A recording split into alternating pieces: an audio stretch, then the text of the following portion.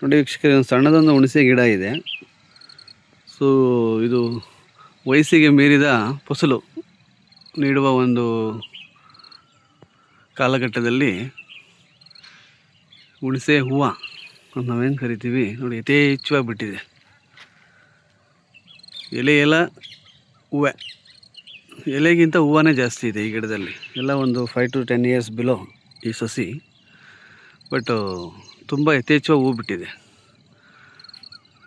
ಇದೇ ಥರ ನಮ್ಮ ಮಾವಿನ ಗಿಡಗಳು ಸಹ ಯಥೇಚ್ಛ ಹೂ ಬಿಟ್ಟಿತ್ತು ಈ ಬಾರಿ. ಬಟ್ ಆದರೆ ಈ ಮಾನ್ಸೂನ್ ಮುಂಗಾರು ಮಳೆ ಪ್ರಾರಂಭ ಆಗಿ ಅತಿಯಾದ ಗಾಳಿ ಮತ್ತು ಆಲಿಕಲ್ಲು ಮತ್ತು ಬಿರುಗಾಳಿ ಸಹಿತ ಮಳೆ ಏನು ಬರ್ತಾ ಇದೆ, ಸೊ ಇದರ ಒಂದು ಪರಿಣಾಮವಾಗಿ ಈ ಹೂವೆಲ್ಲ ಉದುರೋಗುತ್ತೆ. ಬಟ್ ಇದರಲ್ಲಿ ಅರ್ಧಕ್ಕರ್ಧ ಕೂಡ ಬೆಳೆ ಕಚ್ಚೋದಿಲ್ಲ. ಟೋಟಲಿ ರೈತರಿಗೆ ನಷ್ಟ.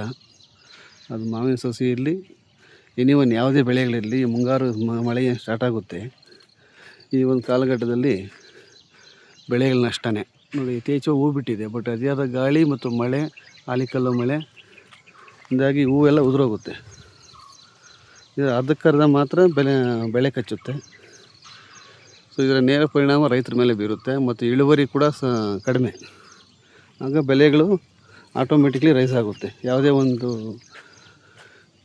ಬೆಳೆ ಇರಲಿ, ಸೊ ಈ ರೀತಿ ಪ್ರಕೃತಿದತ್ತವಾಗಿ ನೈಸರ್ಗಿಕವಾಗಿ ಏನು ಸಿಗುತ್ತೋ, ಸೊ ಅದು ಪರಿಣಾಮಕಾರಿಯಾಗಿ ನಮಗೆ 100% ಬೆಳೆ ಸಿಗೋದಿಲ್ಲ. ಮತ್ತದೇ ಪ್ರಕೃತಿಯಲ್ಲಿ ಉಂಟಾಗುವ ಒಂದು ಲಕ್ಷಣಗಳು ಅಂತ ನಾವೇನು ಕರಿತೀವಿ, ಮಳೆ ಇರ್ಬೋದು, ಗಾಳಿ ಇರ್ಬೋದು, ಬಿಸಿಲು, ಅತಿಯಾದ ಬಿಸಿ ಕೂಡ ಈ ಹೂ ಉದುರೋಗುತ್ತೆ. ಅದಕ್ಕೊಂದು ಕಾರಣ ಇರ್ಬೋದು, ನೇರ ಕಾರಣ. ಅತಿಯಾದ ಬಿಸಿ ಏನು ಬರುತ್ತೆ ವಾತಾವರಣದಲ್ಲಿ, ಬಿಸಿ ಗಾಳಿ, ಅದು ಕೂಡ ಇದರ ಮೇಲೆ ಪರಿಣಾಮ ಬೀರುತ್ತೆ. ಹೂವೆಲ್ಲ ಉದುರೋಗುತ್ತೆ. ನೋಡಿ ಏನು ಹೂವು ಬಿಟ್ಟಿದೆ ನೋಡಿ, ಎಲೆಗಿಂತ ಹೂವೇ ಜಾಸ್ತಿ ಇದೆ. ಉತ್ತಮ ತಳಿ ಇದು.